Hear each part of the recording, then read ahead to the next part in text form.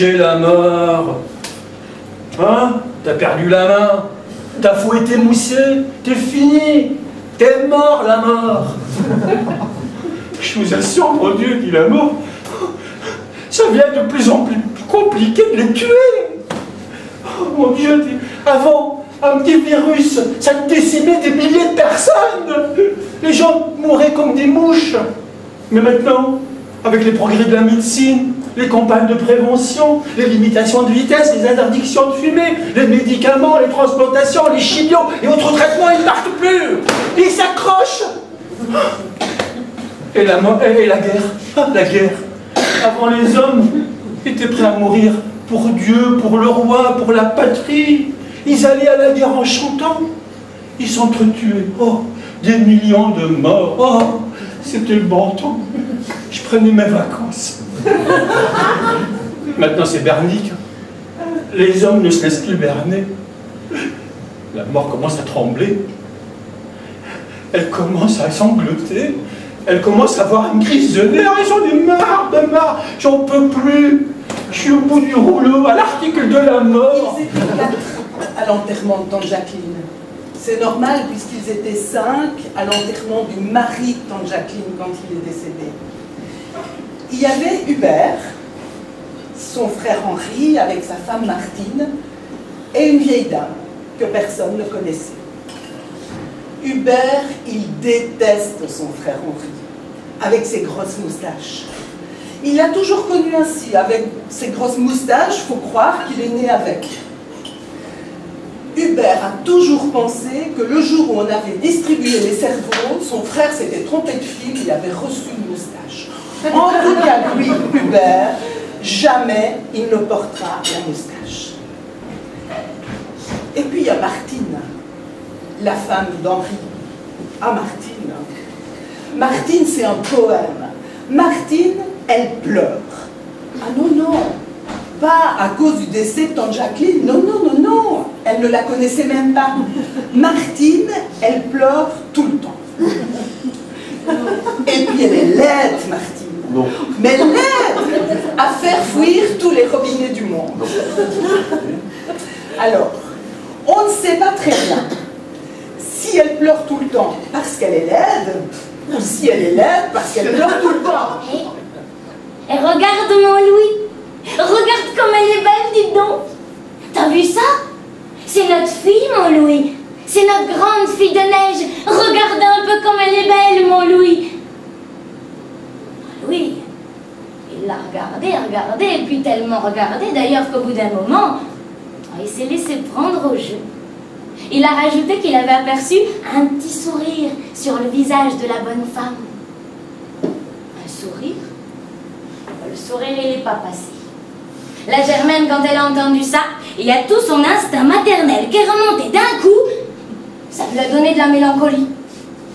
Alors elle a attrapé son Louis par le bras et puis, remplie de mauvaise foi, elle l'a ramené à la maison, en bougonnant sur le chemin du retour. Mon sourire, mon Louis, non mais franchement, c'est un bonhomme de neige, mon Louis. Tu devrais le savoir quand même, ça sourit pas les bonhommes de neige. Voyons, non, moi je te le dis, mon Louis, tu deviens trop vieux. T'as les émotions qui débordent, mon Louis.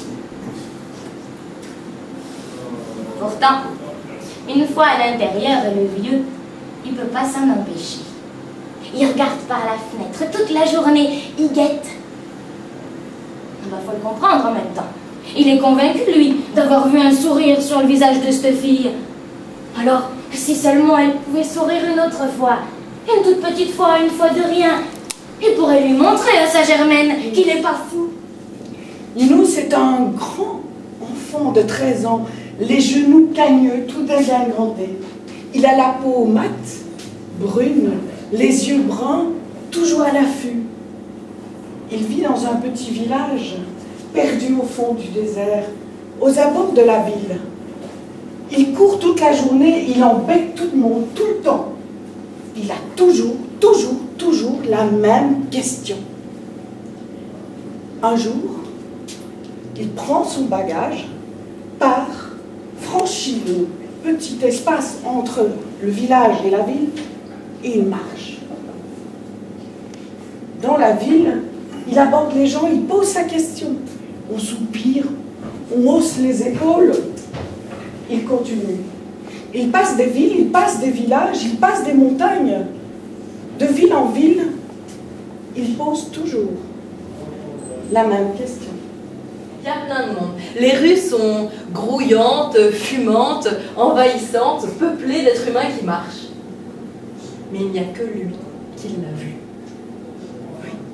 Elle est juste là, par terre, sous une roue. Oui. Et il n'y a que lui qui a aperçu ce petit rayon de soleil doré, cette petite couleur. Elle est là, juste là. Elle est dorée. Oui. C'est une couronne. Oui. Lui, là, par terre, alors qu'il était assis à regarder les gens passer dans la rue comme d'habitude, il a trouvé une couronne. Et d'un seul coup, ça a tout changé dans sa vie. Oh bah c'est une bête couronne en papier doré qu'on trouve sur les galettes des rois. Mais d'un seul coup, les passants n'étaient plus des passants. Ils étaient des sujets. Oui. Faire la manche, c'était plus faire la manche. C'était récolter l'impôt. Oui. Et après tout, pourquoi courir? Pourquoi aller travailler? Eux, ces sujets devaient le faire, mais lui, non, il pouvait rester tranquille, accoudé au mur, à récolter l'impôt. Ils sont 4. Ils sont 4. 4 loups-garous. 4 loups-garous avec leurs griffes, leurs dents et leurs yeux rouges. Et au milieu d'eux, Cap, assis, le dos contre 2 gros sangliers morts. Gertrude recule, et là, les 5 personnages la regardent droit dans les yeux. Et de leurs yeux, ils la dirigent au milieu du cercle. Gertrude regarde le feu. Les loups, eux, se regardent entre eux. Gertrude, elle fixe le feu. Elle fixe le feu. C'est curieux. C'est pas des braises, en fait. On dirait de l'or. Et au milieu, on dirait comme un espèce de trou. Et là, les 4 loups lèvent le visage vers la lune qui est très claire ce soir-là. Et là, ils hurlent à la lune. Le loup se penche vers la pierre. Et effectivement, cette pierre est plutôt étrange. C'est-à-dire que sur le haut, elle est parfaitement lisse. Et un peu plus bas, quelques centimètres, elle a des poils noirs et drus qui lui poussent. Nom d'un troll! C'est bien la première fois que je vois une pierre à barbe. Il a à peine dit ces mots qui s'écroule, raide mort. C'est catastrophique, surtout pour le conteur. Non, parce que c'est embêtant. L'histoire risque de s'arrêter là. Alors, je sais, vous risquez d'être fâché contre moi. Non mais j'entends déjà, hein. Oui, alors, Denis Brinard, tout le monde dit qu'il faut aller le voir, l'écouter, puis il nous raconte une histoire abracadabrante, avec une gamine perverse habillée en rouge, un loup stupide, une pierre qui parle et qui a des poils, et puis rien. Le loup meurt. Ah bon? Et qu'est-ce qui lui est arrivé? Oh, on ne sait pas, on n'est pas resté pour l'autopsie, hein. Non, rassurez-vous, l'histoire continue. Parce que cette pierre à barbe, qui a plus de cœur qu'un vulgaire caillou, décide de ramener à la vie le loup. Et pour ça, elle a une formule magique puissante. Pouf, pouf, pouf. Non, je suis désolé, je suis avec les moyens que j'ai, hein, je suis pas Disney, moi.